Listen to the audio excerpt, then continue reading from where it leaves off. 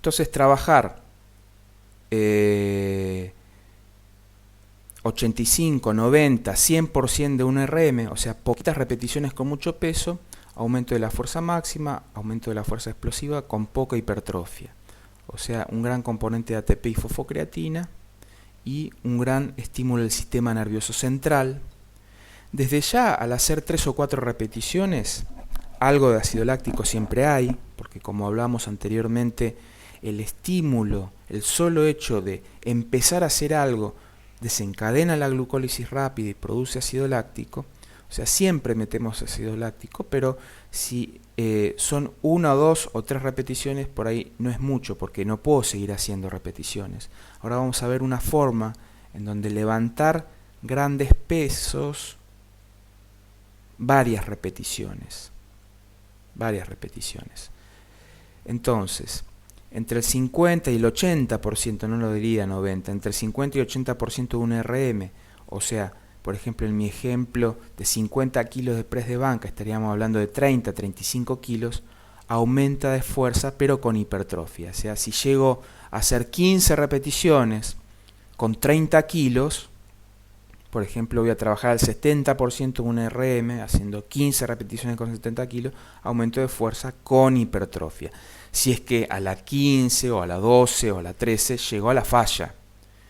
Si trabajo con 20 kilos y puedo hacer 50 repeticiones, no es un ejercicio en donde ponga en juego, o sea, sumo muchas repeticiones, pero por ahí el requerimiento energético no es mucho.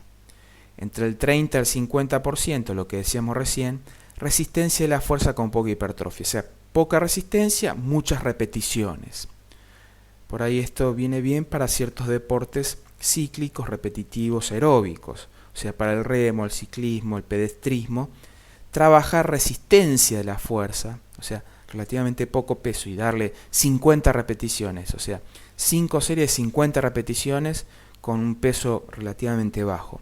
Da una resistencia de la fuerza, con poca hipertrofia, porque no hay un estímulo de fuerza, uno no lleva, pero trabajan las fibras lentas. Ahí están trabajando las fibras lentas. Acá trabajan las fibras rápidas, las intermedias y las lentas. Y acá, en una intensidad intermedia alta, en general trabajan las fibras intermedias, las lentas. Y para hacer trabajar las fibras rápidas hay que meterle peso. Para hacer trabajar las fibras rápidas hay que meter peso.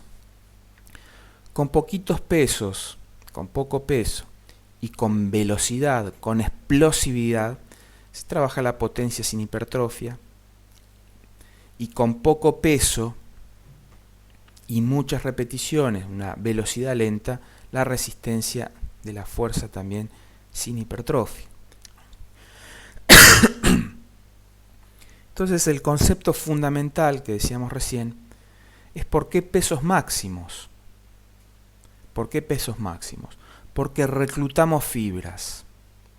Hacemos trabajar todas las fibras musculares. En un músculo hay fibras rápidas, hay fibras lentas, hay fibras intermedias, en un mismo músculo. Algunos genéticamente tienen más de una fibra, otros genéticamente tienen más de otras fibras. Y esas fibras genéticas pueden cambiar un poco para un lado u otro según lo que uno haga. Según lo que uno haga de su historia deportiva desde chiquitos, según lo que uno haga de su historia deportiva reciente y su historia deportiva de toda la vida. O sea, en un mismo músculo hay fibras rápidas, lentas, intermedias y alguna otra subdivisión que uno le pueda llegar a hacer. Pero básicamente fibras 1, fibra 2A y 2B, fibras rápidas, fibras intermedias y fibras lentas, en un mismo músculo. Y repitiendo lo que les decía recién, genéticamente yo puedo tener más predisposición a fibras rápidas o lentas. Y según lo que uno haga de su historia deportiva lejana y reciente, también puede ser que estas fibras haya cierto pasaje de un lado a otro. O sea, no es todo que lo genético me determinó y listo. Desde ya lo genético, desde ya que es importante y sirve. Las fibras rápidas tienen más creatina, tiene más ATP, tiene poca hemoglobina, tiene poca vascularización. En general, por ahí tiene una buena predisposición a la glucólisis rápida. O sea, son ATP, fosfocreatina y glucólisis rápida. Son fibras blancas porque no tienen mioglobina y son explosivas y potentes. Las fibras lentas no son potentes, son más lentas. Las fibras rápidas requieren gran nivel de activación de la orden, una potente orden del sistema nervioso. Las fibras lentas, con una orden débil, le meten para adelante. Son resistentes, no son explosivas, no son potentes, no son fuertes, tienen mioglobina, por eso son rojas, tienen más vascularización, por eso son rojas y les llega más oxígeno por la mayor vascularización, tienen muchas más mitocondrias y todas las enzimas que corresponden a lo aeróbico. Tienen más lipólisis, hacen bien la glucólisis lenta y la lipólisis. ¿Cómo hago? Si yo estoy sentado acá, me pongo en posición de saltar y salto lo más alto que pueda, o tiro o lanzo lo más lejos que pueda una piedra, o pateo una pelota lo más fuerte que pueda, o corro 5 metros lo más rápido que pueda, voy a dar una orden potente del sistema nervioso central que van a activar las fibras explosivas, las fibras rápidas, y las fibras intermedias y las lentas ni se enteraron de que había algún tipo de actividad. Como son glucolíticas rápidas, además de tener mucho ATP y fosfocreatina, si yo eso lo hago repetitivamente con un poquito de descanso, me voy a ir llenando de ácido láctico. Y la fibra, al ir llenándose de ácido láctico, va perdiendo su potencia y su rapidez y su explosividad. Si yo ahora me levanto y me pongo a trotar, suavecito a caminar, voy a activar las fibras lentas y las fibras rápidas ni se enteran de la actividad. Y hay un nivel intermedio, que son las fibras glucolíticas, o sea, tienen menos ATP y fosfocreatina y tienen más glucólisis y o sea, tienen una capacidad aeróbica intermedia, serían las fibras 2A. ¿Cuál es la forma? O sea, en un extremo, en un salto, activo las 2A, tratando suave, activo las lentas y las otras no. O sea, las fibras son al todo o nada. Cuando una fibra muscular dentro de un músculo se activa o no se activa. O sea, no es que cuando hay un tono intermedio, todas las fibras se contraen a la mitad. O sea, o una fibra muscular se contrae o no se contrae. ¿Cómo hago para que se contraigan todas a la vez? Fibras lentas, intermedias y rápidas, con pesos elevados, con pesos altos, metiéndole pesos, reclutando, sincronizando las fibras, reclutando. Las llamo a trabajar a todas al mismo tiempo. ¿Cómo llamo a trabajar a todas al mismo tiempo? Con pesos altos. No lo hago ni trotando ni saltando, lo hago con pesos altos. No lo hago con pesos bajos y velocidad, porque llamo a las fibras lentas. No lo hago con pesos bajos y resistencia y muchas repeticiones, porque llamo a las fibras lentas. Perdón, lo otro era la rápida. ¿Cómo llamo a todas las veces? Con pesos altos, con pesos máximos.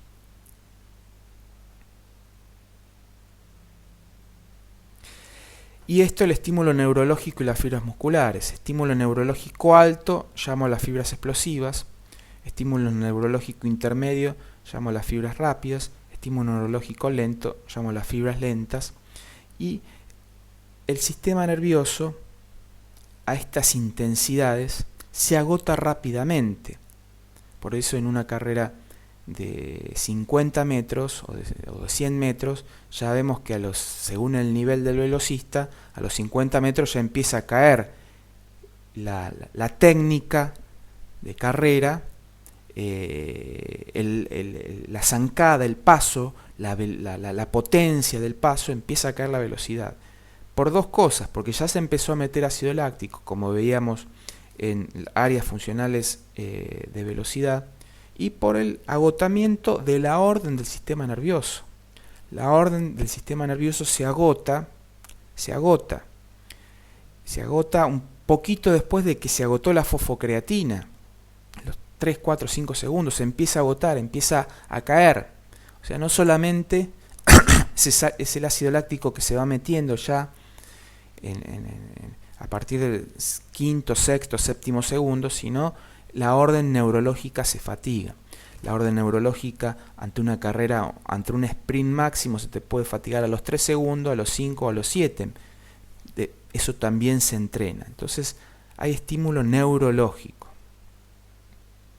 que tiene sus tiempos de recuperación. Y este otro concepto importante, el de potencia. Yo puedo levantar, supongamos, 100 kilos. A ver un poquito.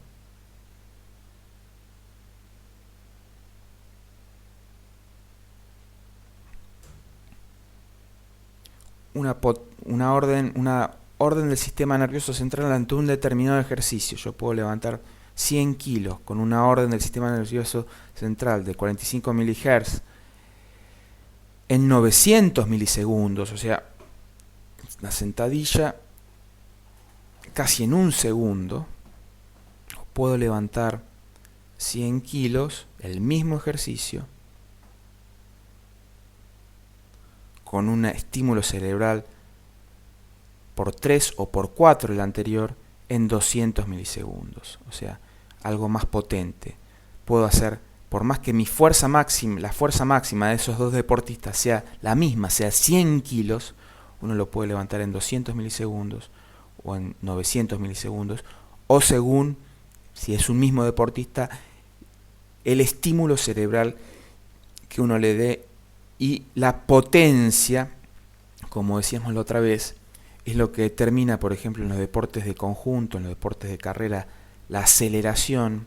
La potencia es lo que determina llegar unas milésimas de segundo antes a un remate, a una tapada, a una volcada, a impactar más potentemente en la pelota.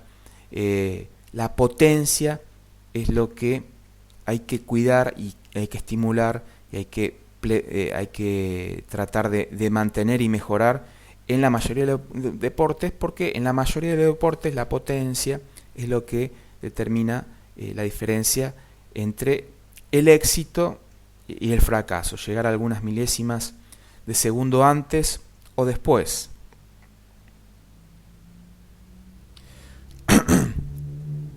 Esto es un poquito lo que hablamos antes. Hay fibras lentas, fibras explosivas, fibras rápidas, ¿sí? Fibras intermedias entre las lentas y las rápidas. Genéticamente puedo estar más de este lado o de este lado. Ahora, si no hago nada o si hago todo resistencia, la tendencia es esta. ¿Cuál es la tendencia natural? ¿Cuál es la tendencia de equilibrio? ¿Qué le gusta al cuerpo cuando lo dejo tranquilo? Ir convirtiendo las fibras explosivas en fibras rápidas, o las fibras rápidas en fibras intermedias, o las fibras intermedias en fibras lentas. O sea, se va todo hacia lo lento. Se va todo hacia lo lento. Y es difícil después volver hacia lo rápido. Es difícil reconvertir, cuesta más. Es fácil para este camino, es difícil para esto. Si hago pedestrismo y no me importa, bueno, todo bien. Pero si no entreno adecuadamente, si mi historia deportiva no es buena en ciertos sentidos, si no estimulo de manera adecuada la velocidad, la potencia, la fuerza máxima, todo lo que haga trabajar esto, que son o con pesos máximos, o que son con estímulos máximos, o que son de velocidad, la tendencia es para este lado. El estado de equilibrio es que vaya para acá, hacia lo lento, y después remontarlo para el otro lado es mucho más difícil.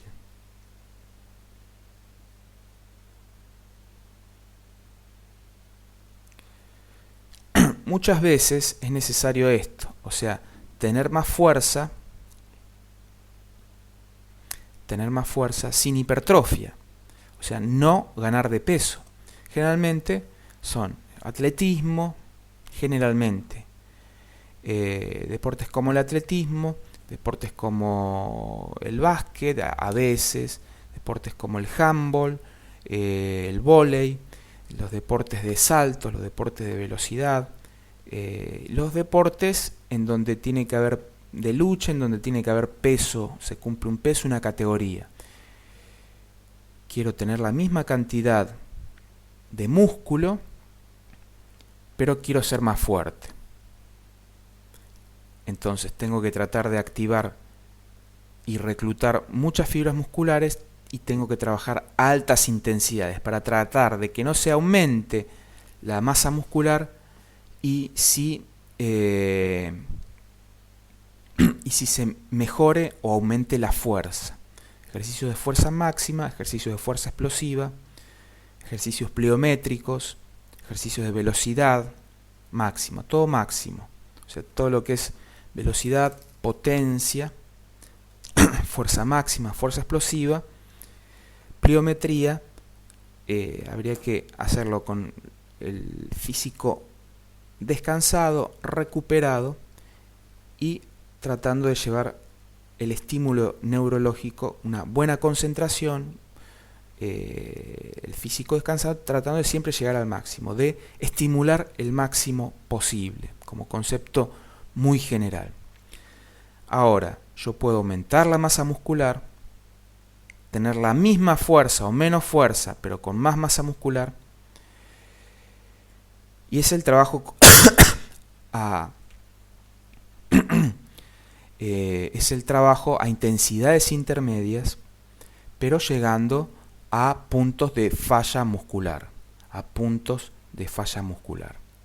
que estarían alrededor entre las 10 y las 15 repeticiones, y acá estaríamos no más de 6, 5, 4, yendo a pocas repeticiones y con muchos pesos. Esto de manera muy general. Intensidad e hipertrofia. Se debe entrenar altas intensidades para reclutar la mayor cantidad de fibras musculares. Si se reclutan fibras musculares, podemos hipertrofiarlas también. Si reclutamos fibras musculares, podemos hipertrofiarlas. Se debe entrenar a intensidades intermedias si se quiere optimizar la hipertrofia. O sea, debe haber una combinación en tratar de que las fibras rápidas, si entreno siempre a intensidades intermedias, siempre en 10, 12, 15 repeticiones, 20 repeticiones, por más que llegue al punto de falla, estoy entrenando a intensidades intermedias. No estoy llamando a las fibras rápidas y las pierdo. Y después, las fibras explosivas y rápidas son las que dan la potencia y la velocidad. Puede ser, puede ser que no me interese la potencia y velocidad. Es válido para personas que no le interesa la potencia y velocidad, pero pierdo una riqueza importante. Entonces hay que tratar de, si quiero hipertrofiar, también hipertrofiar las fibras rápidas, no quedarme en hipertrofiar las fibras intermedias o las fibras lentas, porque le doy fatigo al músculo con muchas repeticiones, muchas series a intensidades intermedias, o sea, con pesos intermedios. Con pesos intermedios agoto a las fibras intermedias o fibras lentas y las fibras rápidas ni se integran. Entonces sería interesante, por esto de que las fibras rápidas se pierden, se transforman en fibras intermedias o fibras lentas, tratar de pensar en pesos altos. Y pienso en pesos altos y después también trabajo intensidades intermedias para quemar al músculo.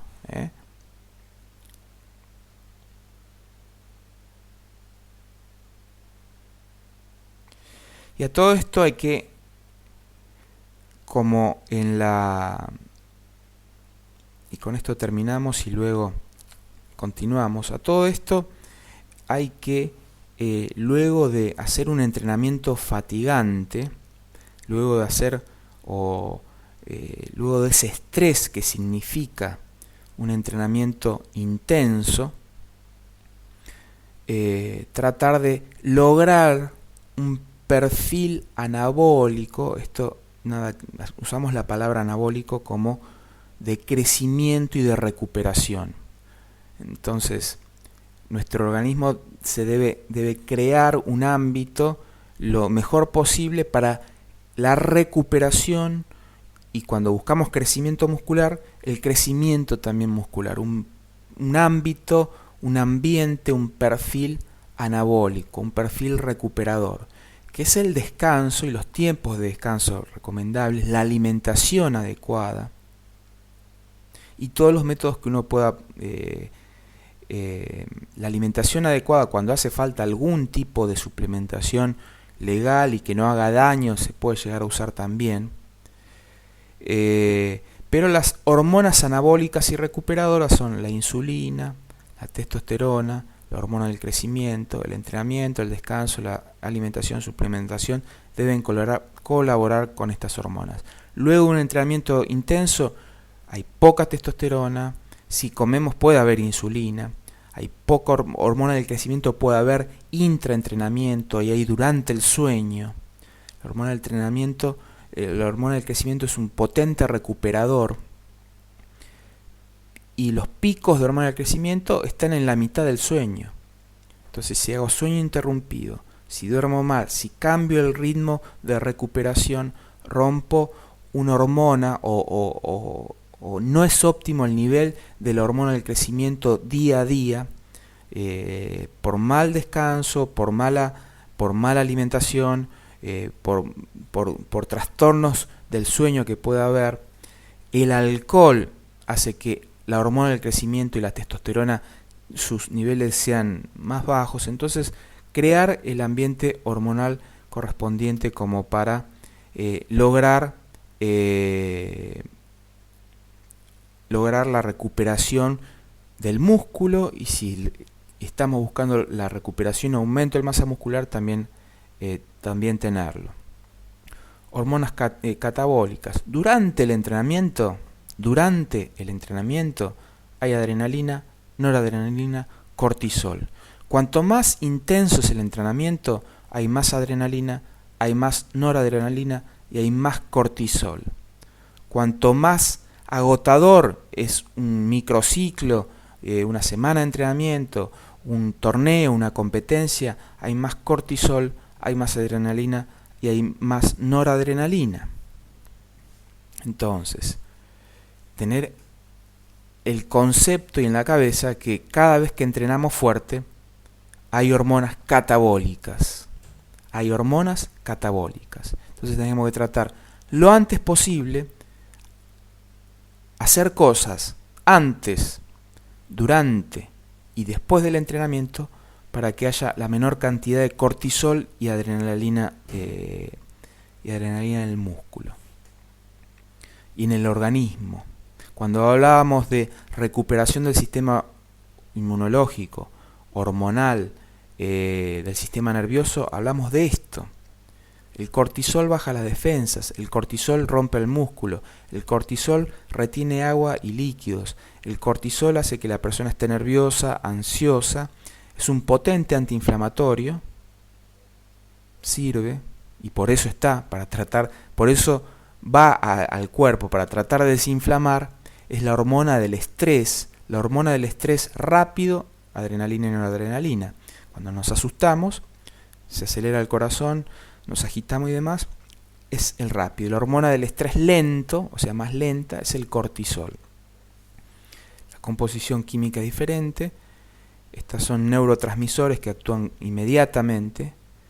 Esta es una hormona que se mete en el núcleo de las células y actúa sobre la producción de proteínas. O sea, es una acción más lenta, pero son hormonas del estrés. Entonces, ¿qué podemos hacer antes, durante, después del entrenamiento y después del entrenamiento para tratar de sacarse estas hormonas necesarias e indispensables para entrenar, para competir, para luchar, pero que nos retrasan la recuperación, nos fatigan, nos bajan las defensas, nos utilizan la glucosa de más, nos hacen que las grasas estén guardadas ahí, utilizando glucosa. Entonces debemos tratar de que vuelva la testosterona, que vuelva la hormona del crecimiento, que nuestro sistema nervioso se relaje, que nuestro sistema inmunológico no se lo amarre tanto, y una de las potentes hormonas recuperadoras es la insulina. Entonces, comer segrega insulina, comer azúcares segrega insulina, hidrato de carbono, proteína segrega insulina. Entonces, según el peso, según si tengo que subir o bajar el peso muscular, la insulina puede ser una hormona que si uno planifica o tiene ciertas tácticas alimentarias, puede ser un potente recuperador, un potente anabólico del músculo. Y lo que hay que tener en cuenta es cuando tenemos pancita y grasa que queremos sacarnos de encima, también tener ciertos cuidados para no estimular demasiado la insulina. La testosterona y la hormona del crecimiento, cuando entrenamos fuerza y cuando entrenamos pesos altos, se estimula. O sea, luego de 10 semanas de entrenamiento, si no hacía entrenamiento y empiezo a entrenar con pesos altos y otra persona entrena con pesos intermedios o bajos, vemos que luego de 10 semanas de entrenamiento el nivel de testosterona de la persona que entrena con pesos altos es mejor. Y la hormona del crecimiento, un potente recuperador. De hecho, doping es utilizar hormonas testosterona y hormona del crecimiento. La insulina también es considerado doping. Y la hormona del crecimiento, el tema del sueño, serían las cosas más importantes. Y entre otras cosas, para tratar de que haya menos de uno y más de otro, es la alimentación y la hidratación. Si estoy deshidratado, tengo más hormonas catabólicas. Si estoy bien hidratado o sobrehidratado, tengo menos hormonas catabólicas. Si a la bebida hidratante le pongo un poquito de sal y azúcar, parecido al Gatorade, voy a tener menos aún hormonas catabólicas que si tomo agua. Si estoy buscando recuperarme más rápido y aumentar mi masa muscular, me vendría bien luego, inmediatamente de que termine el entrenamiento, una bebida con un poco de hidratos de carbono y de proteínas. Y es mejor la bebida si tiene hidrato de carbono y proteínas que si tiene hidratos de carbono solo. Y no es lo mismo si la bebida la tomo ni bien termino el entrenamiento que si la bebida la tomo 2 horas después o 5 horas después.